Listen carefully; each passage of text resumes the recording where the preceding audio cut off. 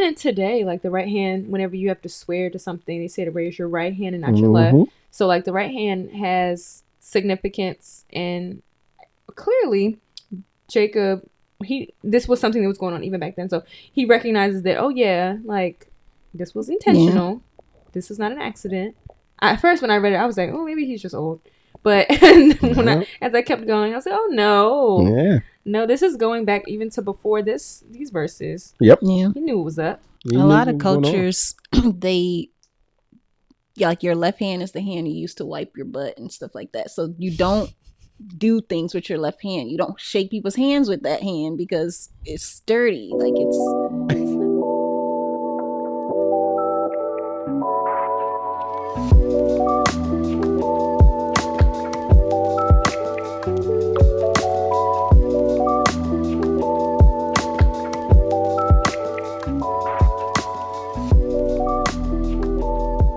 What is going on, XYZers? XYZ Nation?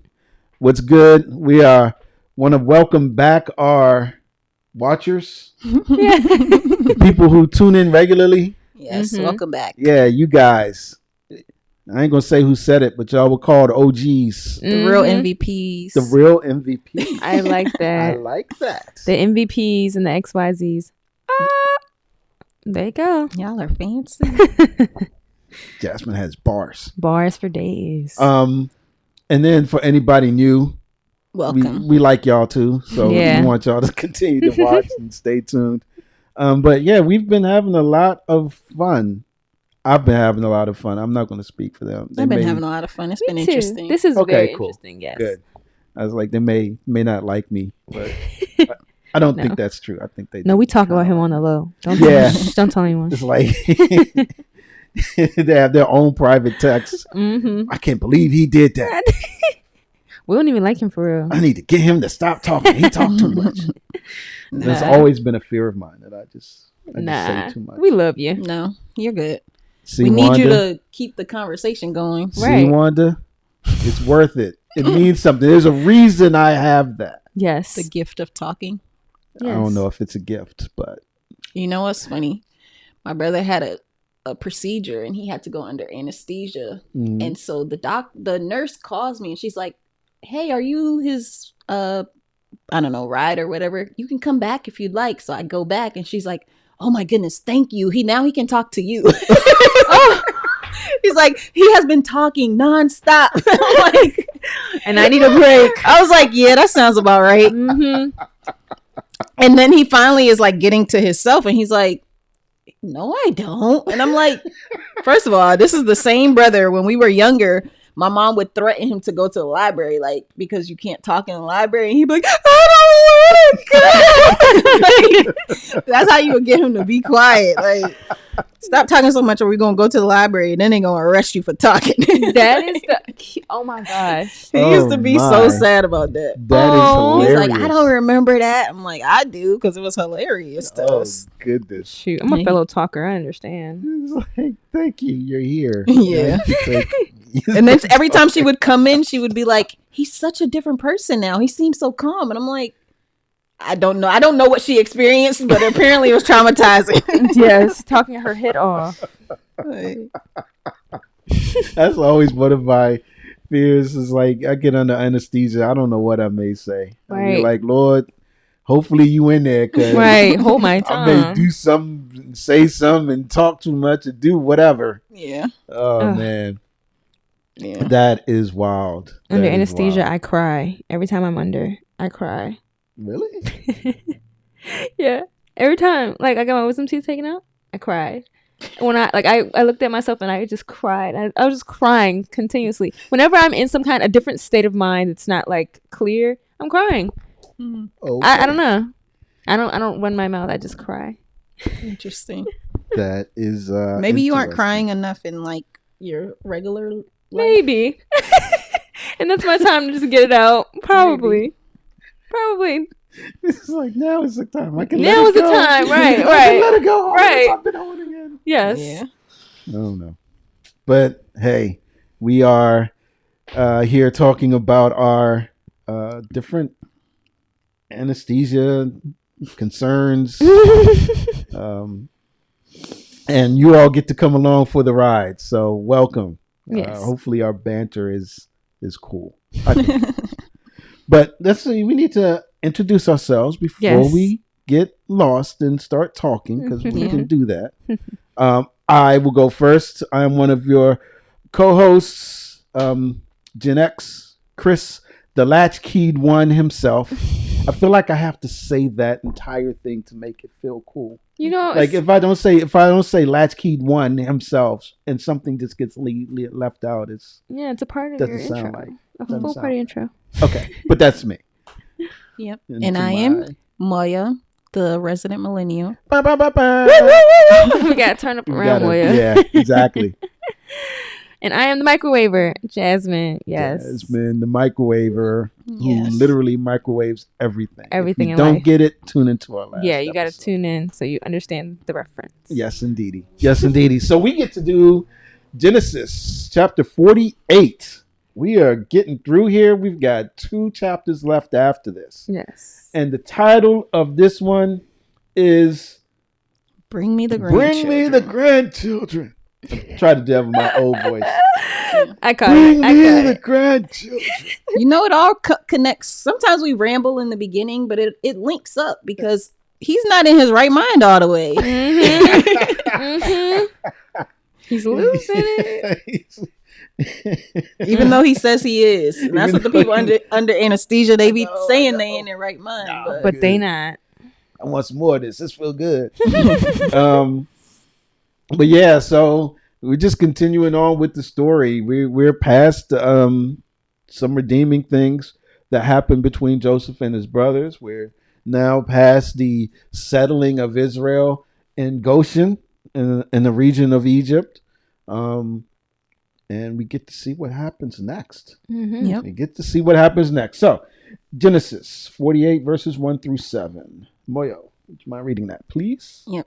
Genesis 48. Verses 1 through 7. After this, Joseph was told, "Behold, your father is ill." So he took with him his 2 sons, Manasseh and Ephraim. And it was told to Jacob, "Your son Joseph has come to you." Then Israel summoned his strength and sat up in bed. And Jacob said to Joseph, "God Almighty appeared to me at Luz in the land of Canaan and blessed me, and said to me, 'Behold, I will make you fruitful and multiply you, and I will make of you a company of peoples, and will give this land of to your offspring after you, and for an everlasting possession. And now your 2 sons, who were born to you in the land of Egypt before I came to you in Egypt, are mine. Ephraim and Manasseh shall be mine, as Reuben and Simeon are. And the children that you fathered after them shall be yours. They shall be called by the name of their brothers in their inheritance. As for me, when I came from Padan to my sorrow, Rachel died in the land of Canaan on the way, when there was still some distance to go to Ephrat. And I buried her there on the way to Ephrat, that is Bethlehem. So, continuing on from the end of chapter 47, where Jacob asked Joseph, right, to basically take his bones back to where his forefathers were. Mm-hmm. Now we see that some time has passed, because it says after this that Joseph is told that his dad is ill. Yeah. Right? And this illness is more of a dire illness. Right, where he may not have much time left, is what I think is being said here. Of course, Joseph takes with him his sons, Manasseh and Ephraim. But something happens that is really interesting with Jacob, Manasseh, and Ephraim. What do y'all see happening there? He adopts them, kind of. Claims them as his. Isn't that gangster though? Yeah, but like, what in the world? So like, I highlighted that because when he made a connection to Reuben and Simeon, I was like, so why them specifically? We remember what happened with the both of them, in previous chapters and verses. But why did he take them to be his as Reuben and Simeon are to him? What is the significance? What's the overlap? How do they really? Because I was very confused. Reuben and Simeon are the first two, right? For his first two kids. I think it's just like they are my kids, like my eldest kids, these are also going to be my kids. I think he's just saying, like, when you name your kids off, like I always say Joyous and Hezekiah, like I never really say Hezekiah and Joyous. It's just the way you list them. I feel like it was just like, I'm just listing my kids in the order, and I just picked two. Yeah. And the top two. And so this episode is, which is why I said it's gangster, is him adopting Joseph's sons as his own, both Manasseh and Ephraim, right? So one, he just comes out and was like, look, they mine now. Right. They no longer yours. I'm like, uh-oh, Jacob is back. No more is this if I find favor stuff. He's like, nah, this is what we doing. But the mention of Reuben and Simeon is really to cement in everyone's mind that their adoption is going to be taking them in as his own children. Right? That just as Reuben and Simeon are my kids, now Manasseh, or as he says, Ephraim, and this is important, and Manasseh are my sons. Yes, right. So they have all the rights, all the inheritance that is due a son of mine, not a son of Joseph. I can't wait till we get to that. Been moved up. Now, what about the rest of these two are mine, but the rest will be yours? Yeah. Again, gangster.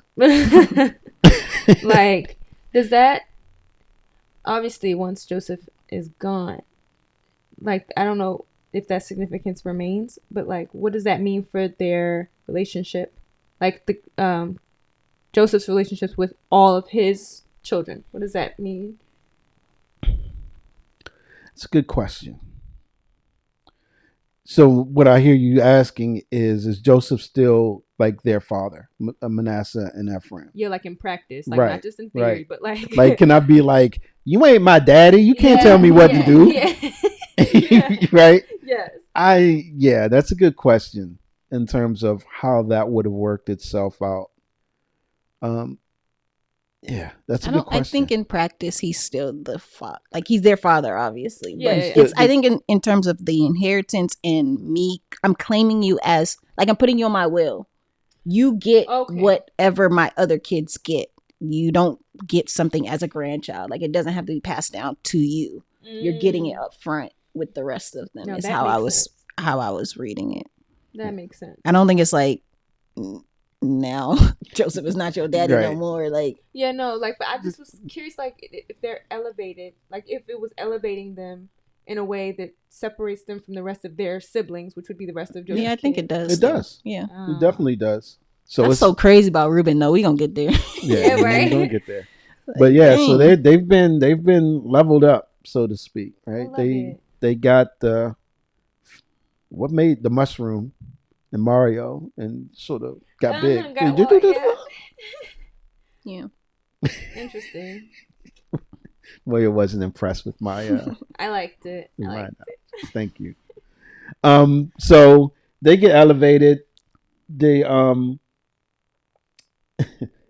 don't know that Joseph had any other sons, but he's basically saying, if you have any other kids, you get to keep them. But as far as these two, no special inheritance. He did say that they fall under them, though. Right. They fall under Manasseh and Ephraim in terms of what they would get. Yes. Right. Yeah. So they don't lose out completely. And the only thing that stuck out is, like, when I first read it, I was like, you're like kicking Joseph out, right? But really, I think it's more of he's using them to sort of represent Joseph in the overall view of things. To me, it seemed like he was giving Joseph a double portion now, because that's Joseph, not a bad point. Both of his kids are getting like a cut, Mm-hmm. whereas his cut would have been split. Yeah. Now they get 2 full cuts. 2 full cuts. Yeah. Yeah, that's a good point. And we already know Joseph needs nothing. He's already set up. He's already set up. He talks one about the kids and taking them. He also talks about, before even getting there, his experience with God Almighty at Luz. And then Jacob gives 3 things that happen there. He says, 1, I will make you fruitful and multiply you. This is God speaking to Jacob. 2, I will make you a company of peoples. And 3, I will give this land to your offspring after you for an everlasting possession.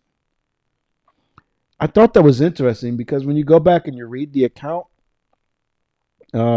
chapter 35 of Genesis, verses like 9 through 15-ish or so, he leaves out the fact that God at that point actually changed his name from Jacob to Israel.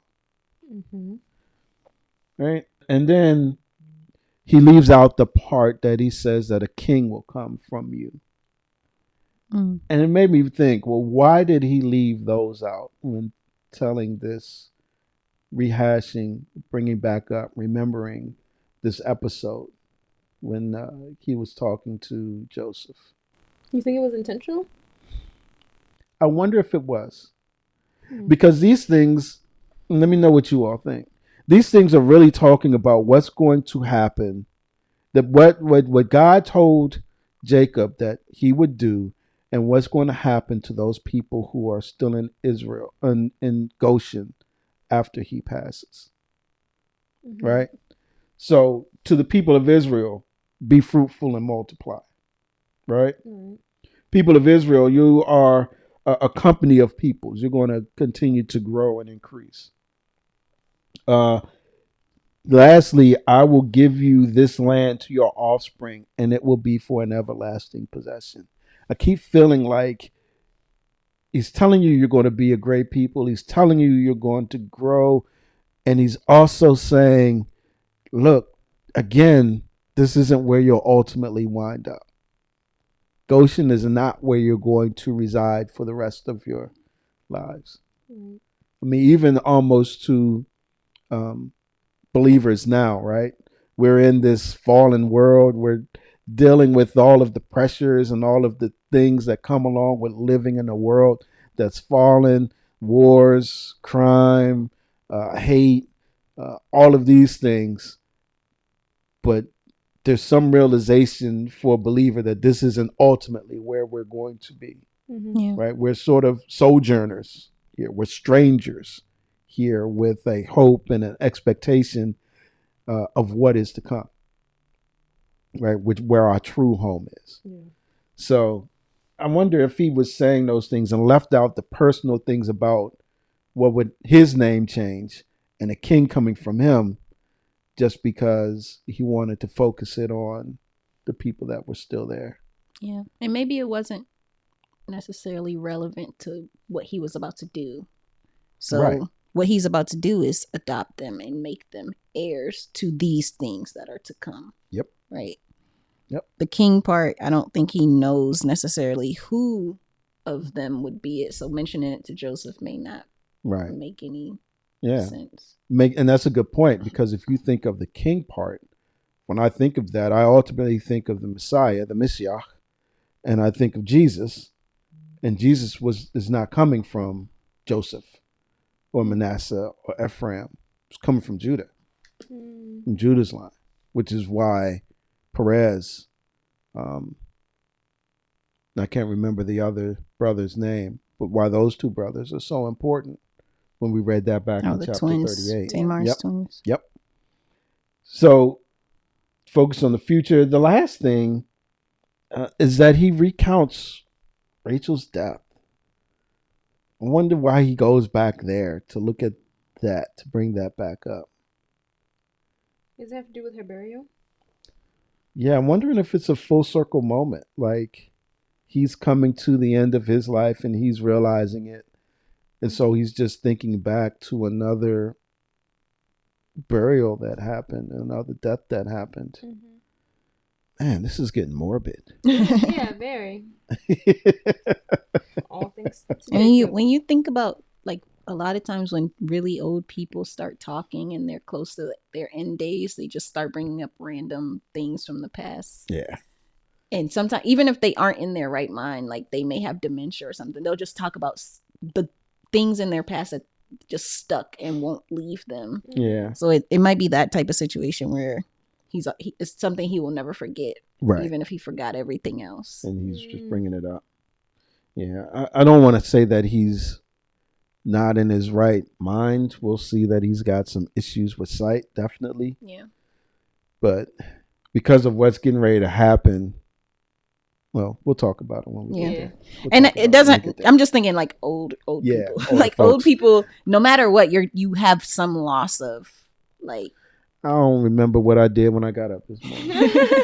And you're not even that old yet. He's 100 and whatever. That's what I was looking for. This guy. You're not. He set me up. I did. At this point, old? I'm like Joseph. No one even, what even is old at this point? At this, like, in our day and age, come on now. Old. I still call 30-year-olds old, and I'm one of them. I was calling them old when I was young, and I was like, dang, I'm the age of the old people. Yeah. I saw something the other day, and they were asking, some 20, 18-year-olds, what is old? And they were like 40. I was like, forget y'all. That's how I see. I look at my mom. My mom's not even that old. My mom's 45. But I'm like, 45, 40s? Your 40s? God. Like, oh my gosh, that is, ooh. Yeah. Geez. I feel like I still watch people now who are just a little older than me, but they just seem old. Yes. You know? Yes. I don't feel like I don't seem old. I might be their age, but I don't feel like their age. Never feel old. Yeah, so that could be a thing. Maybe in your own body, you're like, no, I'm not that. Yeah, we're not going to talk about that. I'd be like, ouch, why does this hurt? What happened? Yeah. I didn't do anything yesterday. But anyway, enough about digress. Old. And also, just to point out one last thing here, right? Because it bears some mention because of what's going to happen. When we see that Joseph brings his sons in, he lists them in terms of order of age, right? Firstborn, Manasseh and Ephraim. Mm-hmm. Mm-hmm. And then when Jacob talks about them, he says, and now your two sons who were born to you in the land of Egypt before I came to you in Egypt are mine, Ephraim and Manasseh. Yeah. So he switched the order. Can't wait to talk about that. So that is going to be something that comes up. And again, makes me think that he's got some issues, but his mind, he knows what's going on. All right. Jasmine, yes. Would you mind reading the next section, please? Of course. Okay. Genesis 48, verses 8 through 11. When Israel saw Joseph's sons, he said, who are these? Joseph said to his father, these are my sons, whom God has given me here. And he said, bring them to me, please, that I may bless them. Now the eyes of Israel were dim with age, so that he could not see. So Joseph brought them near him, and he kissed them and embraced them. And Israel said to Joseph, I never expected to see your face, and behold, God has let me see your offspring also. Wow. Then Joseph removed them from his knees, and he bowed himself with his face to the earth. And Joseph took them both, Ephraim in his right hand towards Joseph's left hand, and Manasseh in his left hand toward Israel's right hand, and brought them near him. And Israel stretched out his right hand and laid it on the head of Ephraim, who was the younger, and his left hand on the head of Manasseh, crossing his hands, for Manasseh was the firstborn. And he blessed Joseph and said, the God before whom my father Abraham and Isaac walked, the God who has been my shepherd all my life long to this day, the angel who has redeemed me from all evil, bless the boys. And in them let my name be carried on, and the name of my fathers Abraham and Isaac, and let them grow in a multitude in the midst of the earth. So you read way too far. That's fine. I got 16. caught up. I know. She's like, oh, no, we got to get to this part. No, seriously, because this was really, really, really interesting to me. Okay. And I so I thought about it like this, right? When my mom addresses me, like how you said with your kids, she's like Jasmine and Ashley, right? Jazz and Ash. It's always like the oldest to the youngest, but I don't know if it's like a intentional thing or just something you're like. It's just automatic. An automatic happens, thing, yeah. right? And then when he, Joseph intentionally brought them in the order so that his hands would just align because he knows he can't see, and he switched it. Like, no, I know what I'm doing. Like, I'm doing this for a reason. In my mind, I was like, okay, so he knows some.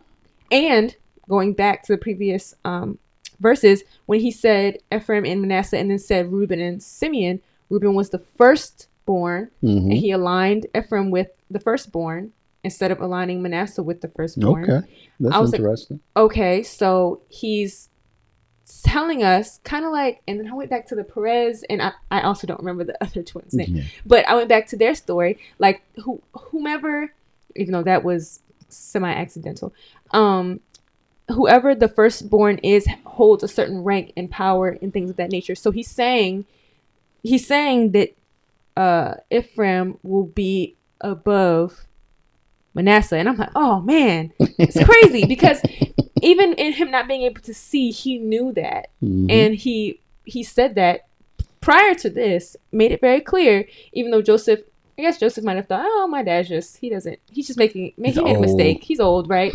No, he was very clear in that Manasseh will not be Ephraim will surpass him. Yeah.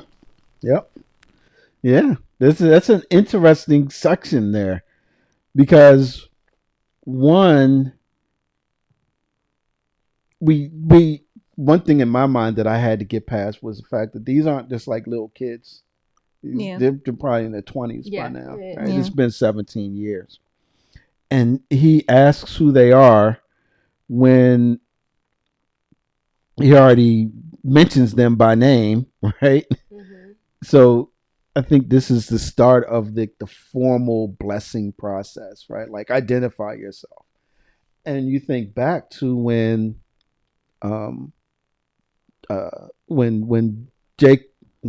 Isaac was blessing who he thought was Esau, but he was really blessing Jacob, right? He's like, identify yourself. Who are you? And did all these tests, right? Come here. Let me smell you. Let me feel your arm, type of thing, to be like, okay, this is really, right, the hairy one, the one who smells like outdoors. Yeah. And they tricked him. Right? So he's going through this whole process of, getting them to and recognizing who they are again. And I think it comes up twice in those two sets of verses. So we get to all of that, but what about, before we get to the whole blessing, but what about Jacob's tender moment with his grandchildren? Did that pull any heartstrings? It did. Like that. My grandfather has said stuff like that. Like, he had a massive heart attack in like 2016, 17. Okay. Like massive, complete blockage, and like we were like, oh, this is crazy, And you would think people wouldn't make it because a lot of people die from those kinds of things, and sometimes he'll say like, he wasn't supposed to live past that, and now here he is seeing his oldest grandchild like get married. I guess I gave y'all that little tidbit. Go back and watch the last episode. And then like seeing all of these different moments happen, he was like, I didn't know I would see past that day, and now I'm seeing years and years past that. Who would have thought? I was like, oh my gosh, this is so crazy. I feel the emotion. Yeah. I love it. You're not even under anesthesia. I know, right? Yeah. Did you have any thoughts on that one, Moyo? I mean, same thoughts. Same thing. He brought them to him. He hugged them. He embraced them. Yeah, I thought that was cool. Yeah, it's weird because it's like, dude, you've been in Goshen for 17 years. Is this the first time you're seeing him? I don't think But even still, it's like, all right, this is a tender moment. Yeah. And for him to be like, I thought you were dead. I thought you were no more. So there's no way I would have thought I'd ever see you again. Yeah. Let alone your children. Right. Yeah. I get to see you. And he says, your offspring, right? So even though he did the gangster move of adopting them, he still says to your I guess offspring. you're still your kids, I guess. Yeah. So that's a touching moment. Yeah. The bond between grandparents and grandkids is different. It is. So it's a lot different. I get it. I don't know why. I don't know. My dad hugs my kids a lot, and I'm like, who is this? Wow. He hugs them, he kisses them. I'm like, I don't remember this as a child. I don't remember being hugged and like, okay, maybe my dad was a little better, but my mom didn't do all that.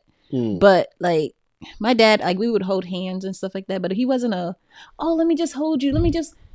My son will just sit on his lap and they'll just be, oh, you can come here. I'll hold you. This, like, what? I don't know what is happening here. Maybe y'all get there one day. But that's right. You don't have grandkids. Nope, I don't have any grandkids yet. But so yeah, you guys need to get working. No, I'm joking. No, please don't do that. I'm not going to do that. But yeah, it's weird because I even saw the same thing in my dad.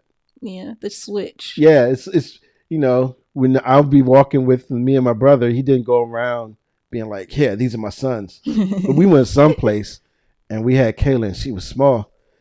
And he was like going to people. He said, yeah, and that's my granddaughter. I'm like, bro, what's going on with you? You all right? Yeah. This ain't the dad I knew. Yeah, it's different. It's nice though. Like it's nice cool to see that they can be different. Yeah. And maybe it's less stressful because you don't have to see them all the time. Yep, I bet you that's what it is. You don't have to worry about raising them. Yeah. Right. My grandmother told me that, like, because my mom would say my grandmother is different too, but she says that, like, whatever you did, all the mess ups you made with your kids, your grandkids are your time to make up for it. Like, so if I was, as when they're kids, you're just trying to like provide for them and stuff. When you have like your own kids, once they're grown and they have kids, I don't have to make sure that you survive. I just have to make sure I spoil you. Yeah. Like, or like make sure that I can just have fun with you, and the pressure is less. Yeah. So that's what I attested to. But yeah, I love it.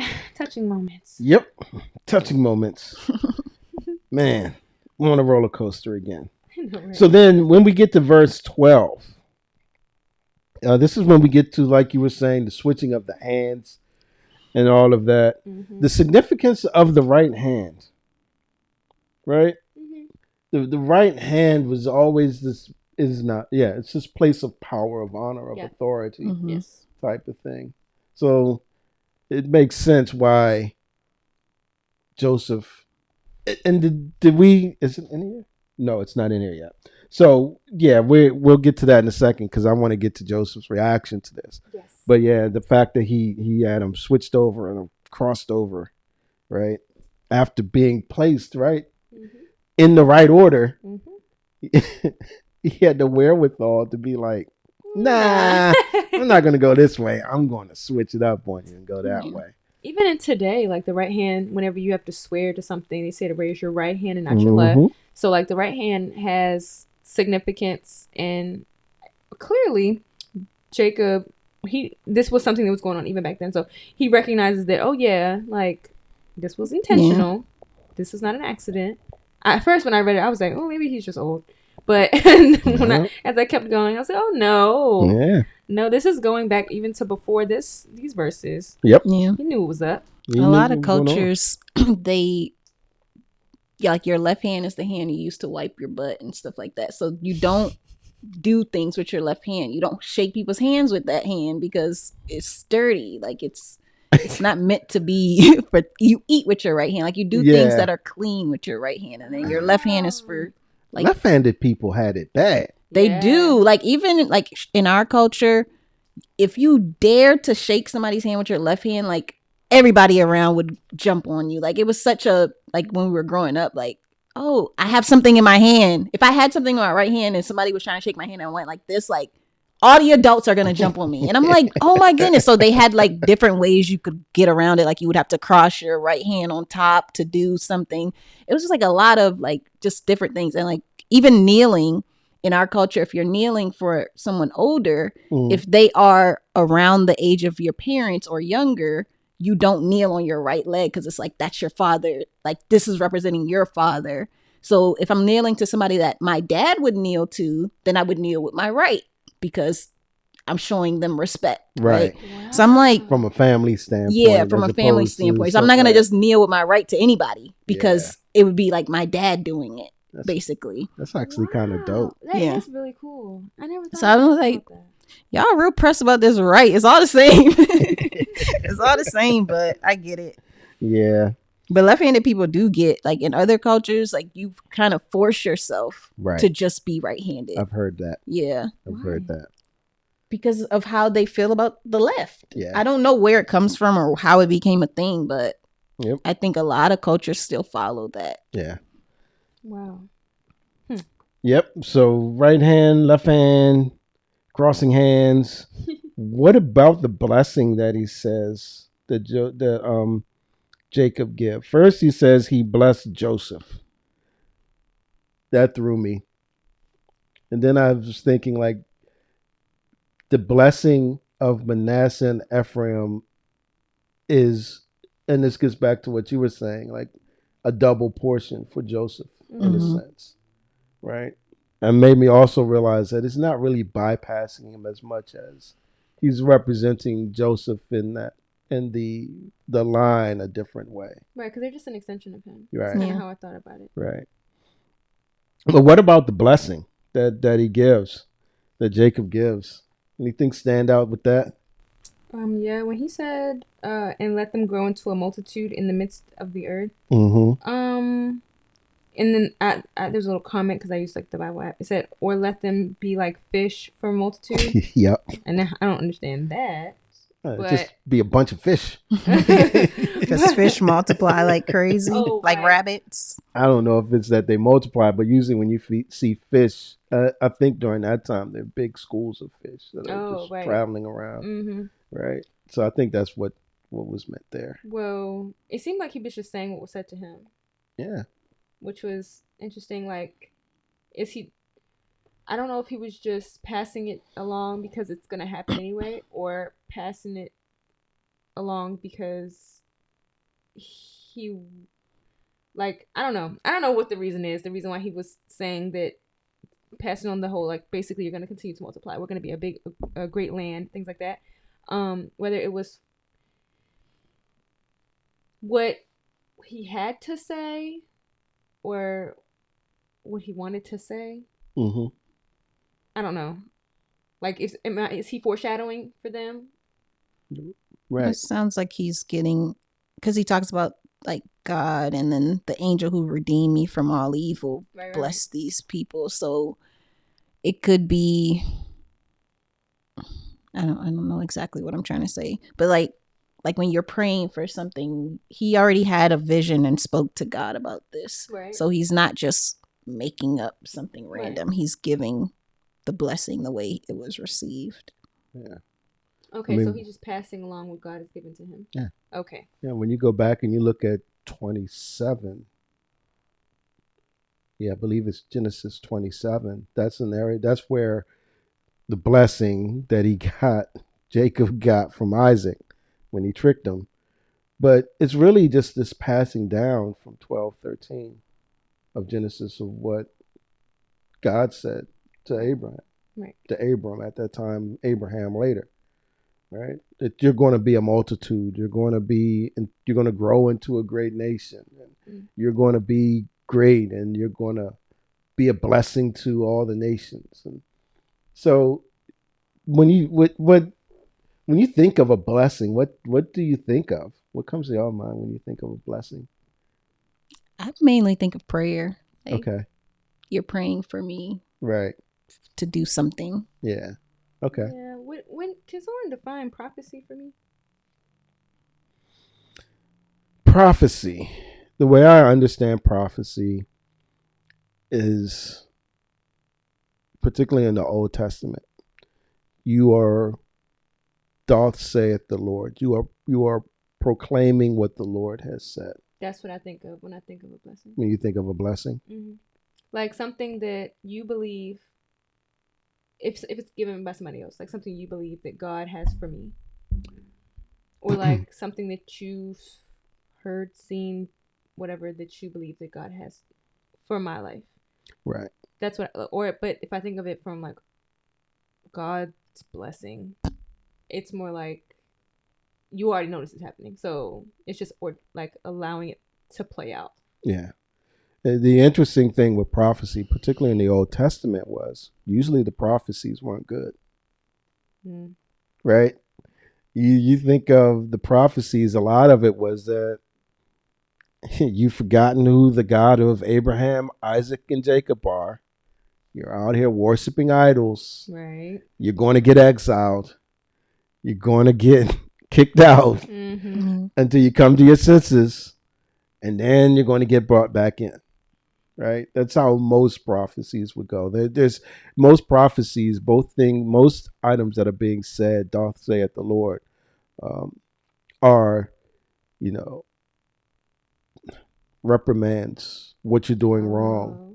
You even think of like Amos and some of those where it talks about you're not being just, or you're not rendering justice correctly, right? And things of that nature. So I'd be careful of saying that a prophecy is like a blessing in that sense. Okay. But what is right is that when you think of that word bless, and in the Hebrew it's barak, it's really talking about giving some special or enduing with some special power from somewhere else. May God bless you that you would.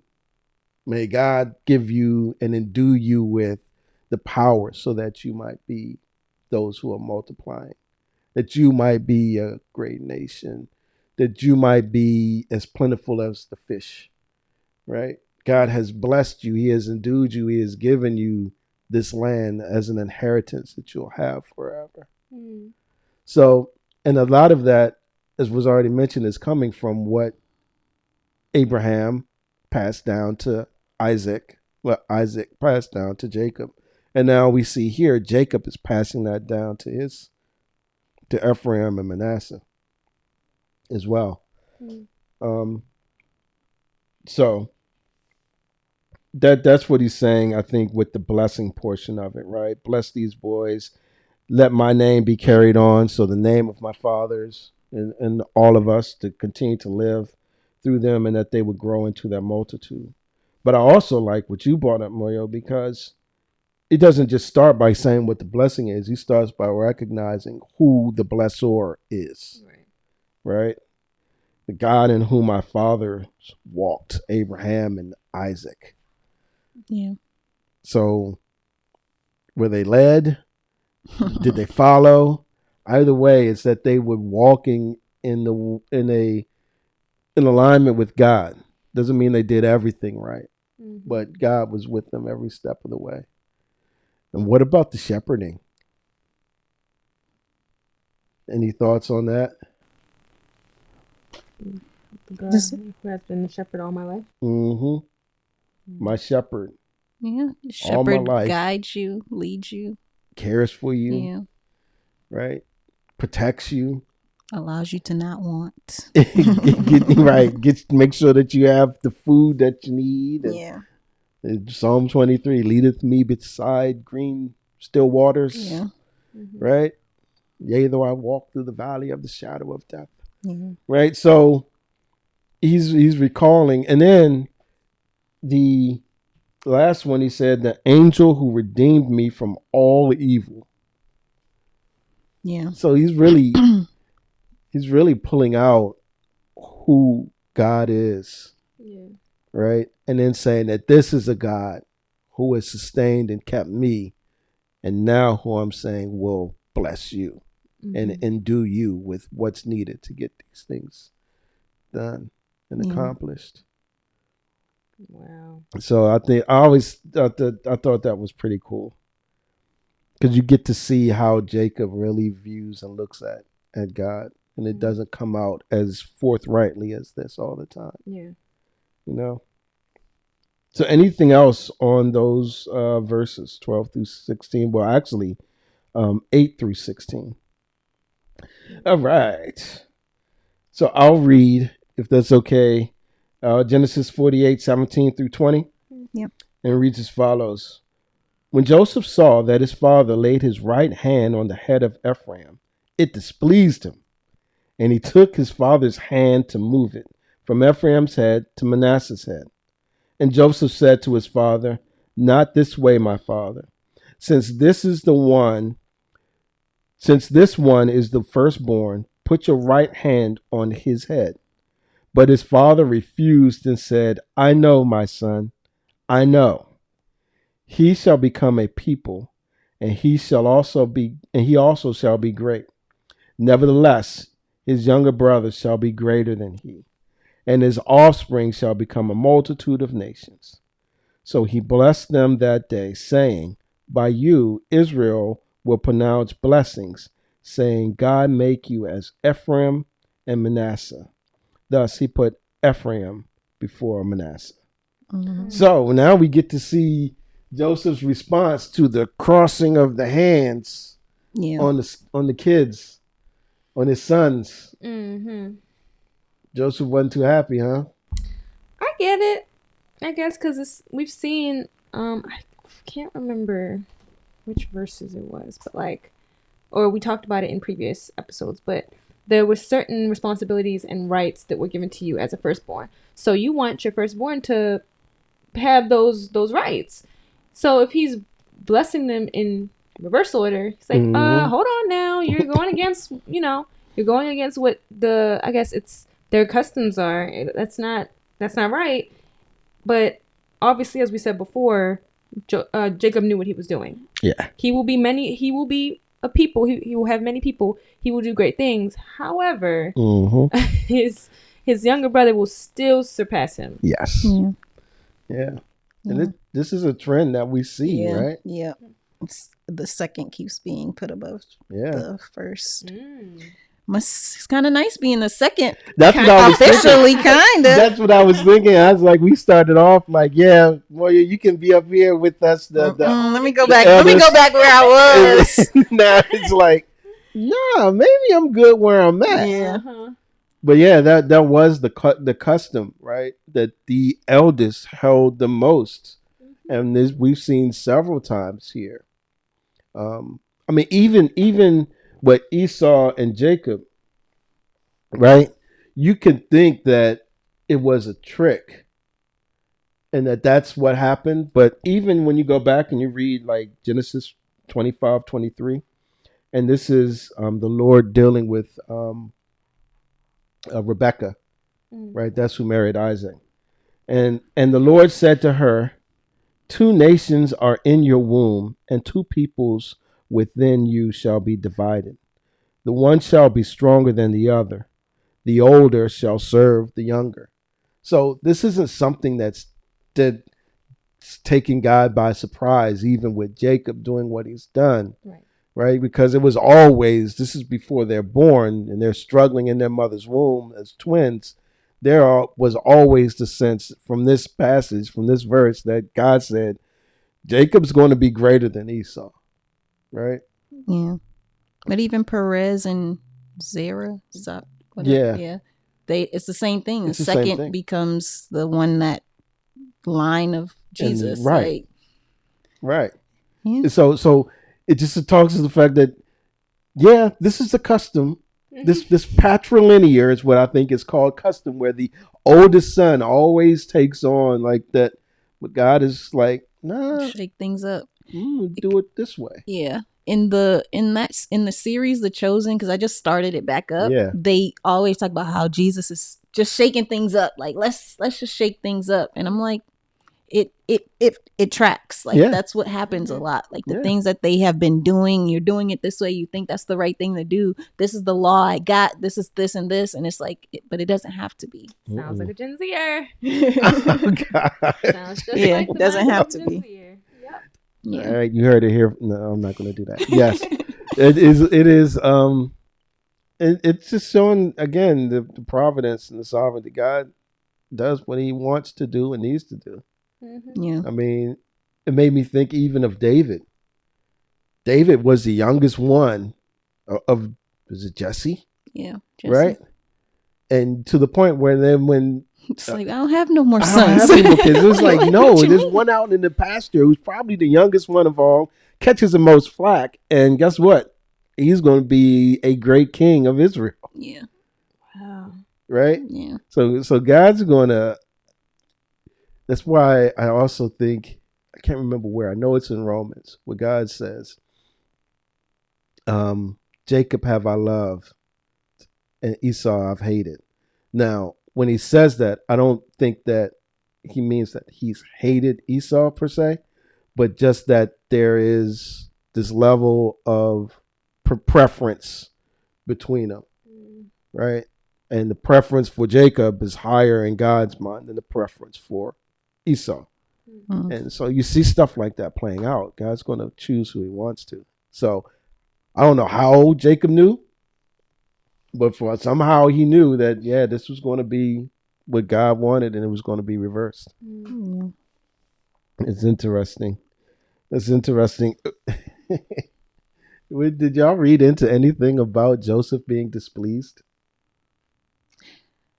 I feel like he's very he seems traditional. Mm. He has been following a lot of the traditional things and he continues to do so. He named his kids based on his, his own customs versus just adapting to what's around him. So he's like, this is what you taught me. This is what it's supposed to be. Yeah. So I think it speaks. I think he is more angry than the word displeased lets on. That makes sense. Mm-hmm.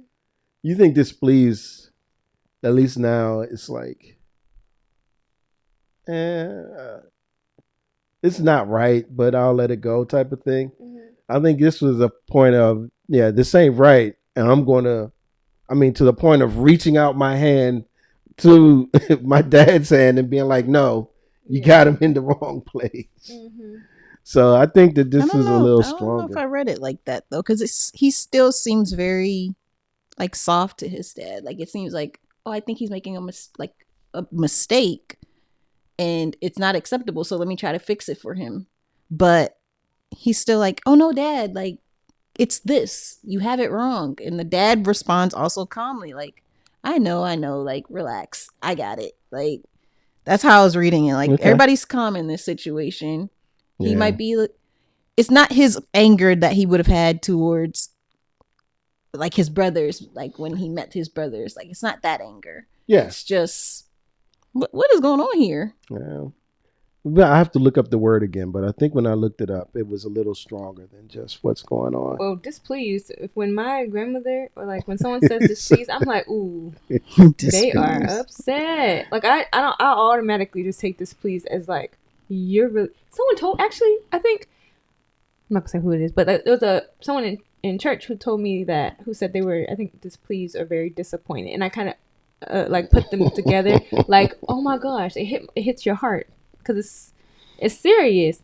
I don't know. I because we know the customs and we know what being the firstborn means, and we've seen how that has played out. I can see him being upset because this is not supposed to happen. Like that's not how this is supposed to work. And you're I'm not gonna say like robbing him of his his place where he's supposed to be. And if he's certain to mention it, because if it is an accident, hey, hold on now, we don't want to do this in the wrong order, and this isn't what was intended. But like we said, Jacob made it perfectly clear that this is how it's supposed to be because of what he will be. Now I don't know if this was mentioned in another chapter or in another book, but how does he know that one will be greater than the other? I don't know. Okay. I don't. That's why there are some places in Scripture where it's like some people speak and do greater than they actually know. Mm-hmm. One of my things for that is when I look at John the Baptist when he sees Jesus and he says, "The Lamb of God who takes away the sins of the world." Well, there wasn't really there's a Passover lamb, but that doesn't equate to taking away the sins of the world. So it's like one of those things where he's just speaking something that he just somehow he knows it. It's just bigger than him, and he's just speaking it. And I wonder if that's the same type of thing where he's like, I don't know why, but this needs to happen this way for some reason. Okay. Yeah.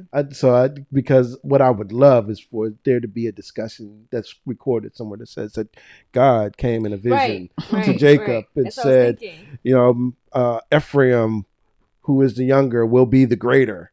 Yeah. But we don't have that. Okay. So I don't know how or why.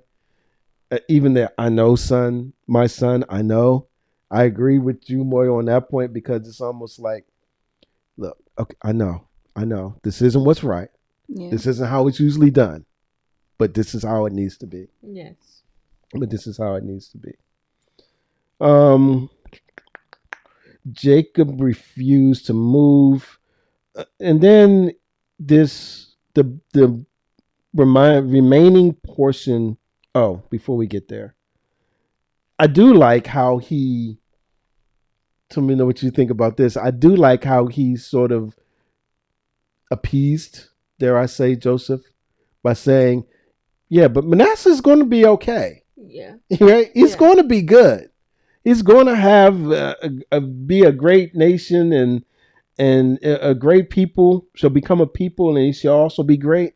Mm-hmm. But Ephraim's just going to do better." So I think he was trying to. I like how he did that, and I think that also ties into the last part where it talks about, by you, Israel will pronounce blessings, saying, God make you as Ephraim and as Manasseh. Mm-hmm. So they're saying that they'll become so great that Israel will use you as sort of the prototype to say, ooh, bless them like Manasseh and Ephraim were blessed. You know? Mm. So, I don't know. That's my take there. Just Genesis 48:21 and 22. Then Israel said to Joseph, Behold, I am about to die, but God will be with you and will bring you again to the land of your fathers. Moreover, I have given to you, rather than to your brothers, one mountain slope that I took from the land of the Amorites with my sword and with my bow. So this is it. Again, sad times, because Jacob knows the end is coming. Mm-hmm. Gives them the reminder again that you're going to be coming out of the land, which is the vision that he got in Beersheba, right?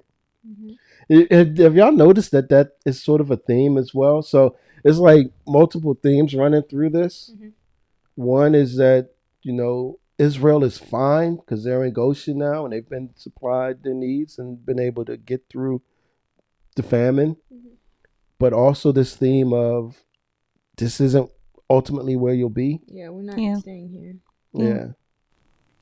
I was going to say that, like, when you said that they're, we're taking Jacob's body back, and like, he's essentially saying, like, yeah, this is not where you're going to wind up being. We're going to, somewhere, and somehow we're going to end up back where they came from. This kind of was just like, it solidified that for me to be like, okay, yeah, I understand where we're going with that. Because I was like, is that just an assumption, or do we know this for sure? Yeah. But yeah, and I also found it interesting too, because when he said, I've left you rather than your brothers a mountain slope, I was like, we already know that he's the favorite, and I already knew that he was going to get more. But when it breaks it down, it said that the mountain slope, which is a portion of land, or like it says, which sounds like the town and district called Shechem. Yep. So I was like, okay, so he just left him. He left him a piece of land. It's like when you inherit something from your parents once they pass. Okay, that makes sense. But he said, when he says that I took from the hand of the Amorites with my sword and with my bow, what's the significance of that? Nothing. I don't think we know when this happened, right? It's never documented when he went into, I guess, war. He had some sort of fight with these people, but we don't know when. We just know that he's saying that, hey, I deeded you this piece of land. It's yours. Yeah. Right? For you and your ancestors, your sons, and those who come after you, to do with what you will. Yeah. And why the mountain slope? is it the protection of being covered, like versus flat land? Like, I don't know. I don't know either. I just think it's interesting that, again, cementing that he's the favorite, that Jacob is like, I took this special piece and I'm just holding it just for you, not any of your other brothers. It doesn't have to be split with anyone else. It's just yours. With him being the favorite, I also thought like he's trusting him. It's like a level of trust that he has for Joseph, because he's right now he's over a lot of people, land. He's taking care of a lot of, like, not only his family but like all of Egypt, everyone who's coming who needs to who needs food and things of that nature. And in giving him this land, I think he knows he'll do right with it because he's done right so far. Mm-hmm. I don't know, like when I think about like a will, when your parents like leave you certain things because they know either you had an attachment to it, they can entrust you with it, they know that you'll do right by it, you know, that kind of thing. That's kind of what I equated to. Yeah. I wonder with the land, like what is there? I have so many questions about it. Yeah, I don't know, right? Is it filled with woods and trees and you got to do stuff to it? Why is it a slope? Just mention, I mean, you're giving me a facade of a mountain. Am I able to live there, or do I just like, look at it? And be like, that's my mountain? Yeah. It's almost like buying a star. Mm-hmm. Like, yeah, that one right there, that's yours. I bought that for you. Yeah, that's I'm just thinking more tactically, just because if you are on any side of your mountain, it's harder for people to get to you or even see what you're doing on your portion of this land. True. But so when you think back to the themes, right? Part of them not being and remaining in Goshen, right? And having another land for them is a land that God promised them, and it's an everlasting. So even the blessing that was given to Ephraim and Manasseh is still the same blessing that's come down from Abram in terms of there's a land that I'm going to have for you and I'm preparing for you and you'll have it. So it's like, to me, when I hear that, I think that this mountain is almost like above and beyond that, so to speak. So separate from the initial. That's my, again, we're not told a lot about this mountain. We don't know. There's no recording of how it was come to, and you know, I'm like, man, Jacob really fought like that. He was the one scared of Esau when he was going back, right, because of what happened. But yeah, so it's just something that he's given to Joseph. That's how I read it. Yeah, and just continue to show his favoritism and his love for Joseph above and beyond everyone else. Yeah, which he's proven time and time again. Yeah. So, man, this one wasn't as bad, but still a little down. Yeah, because Jacob, and he's blessing people, knowing that he's getting ready to go soon. Mm-hmm. But such is life. No, yeah. Right? Everybody has a time and day. Nothing is promised but death, right? Yeah. And taxes. Not taxes. He talked about taxes too. So yeah, that's it for chapter 48. Yeah. That was a good one. You guys, as usual, rock. Thank you all for joining us. Yes. Those who are tuning in repeatedly are OGs, and those who are new, thanks for tuning in. Go back, watch the old episodes, and get caught up. This is, again, I feel like I say it too much, but then I don't know if I can say it enough. This has been very fruitful for myself, and I believe for Moyo and Jasmine. We want you to enjoy it, and come along for the ride.